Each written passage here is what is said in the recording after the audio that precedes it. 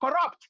I am not, look, Otuba, don't change the topic. The topic I'm asking you, the question is, do we need to remove Buhari right now, this moment, so that the rule of law can be installed, if you want the rule of law?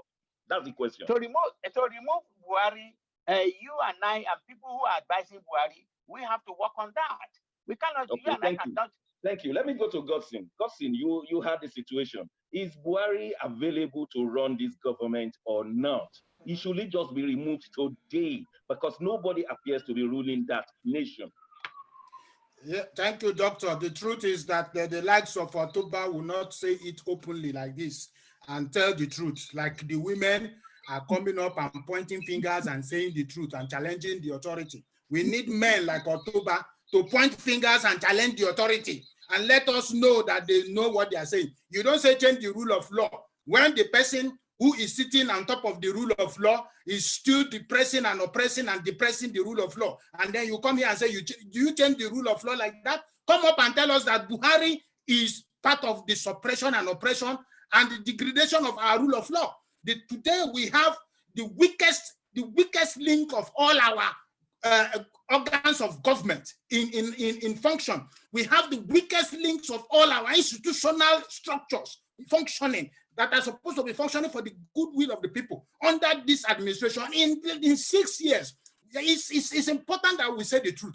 I tell you, irrespective of the fact that we all know that women are more social economic tendered. They understand how to sustain economic and financial prudence more than the men in terms of maintaining the spending character of human nature. But for men are more capitalist, liberal economists who seek money more than even their own life. They can sacrifice even their parents and their family just for the sake of getting money. And that is what men are bringing into politics.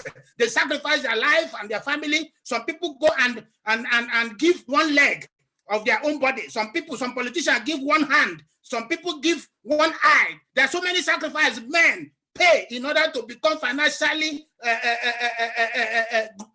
able and financial power. And that is why today we have problem with the institutions and the structures of politics and governance in Nigeria.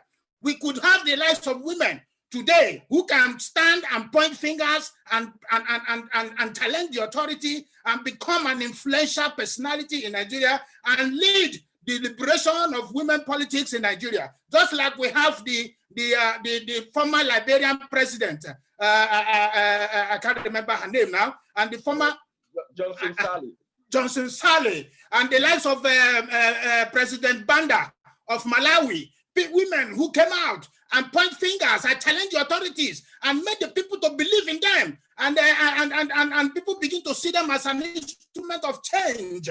Even not as a woman, but see them as equal to a man for change, for liberation. We can have. I was advising somebody the other day. I said, Ngozi Okonjo-Iweala should not be dancing to the tune of Buhari's administration by making himself available for the World Trade Organization's appointment. This government will put him forward and disgrace him and disgrace her, and she's likely to lose her potentials and her integrity and her world-recognized prosperity in economics. She would have been an element. She would have been one of the strongest instruments, just like we have Sarah Jubril that was pushing for women liberation. But instead of the women to stand behind Sarah Jubril, only one person stood behind her at the primary of an election, which makes it very difficult for us to believe on a woman. Women need to mobilize. In Nigeria today, population of 200 million, is estimated that the voting right of women is about 65% of the voting population in Nigeria.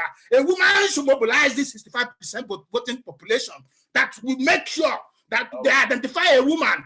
Because the likes of Okonjo-Iweala, the likes of Dr. Joy, the likes of this Dr. Eshowa should rise up and show the men that they are able and they are capable and they can fight the battle, both in APC, in PDP, in SDP, in ADP, in any political platform, and make sure they mobilize the women for that right. Let me ask some of my friends too, all the way from Texas, Dr. Ralph. Now, we want to center on Buhari Why is he so absent? Why is he so silent? Why is he not running the nation? I mean, we cannot decipher where he is. Dr. Ralph, if you were to advise, what will you say to Buhari that we are not feeling him? Well, the problem this is a systematic failure you want to talk about that. When you give all the power to the center, that's what you get. And you voted him in. So you have to wait till 2023 to vote in a new person. Yeah, but he put himself forward. He said he wants to come and he's there. Yeah, what did he do during the election? How many people came out to campaign against him? How many people fought those buying votes? You see, you were there looking.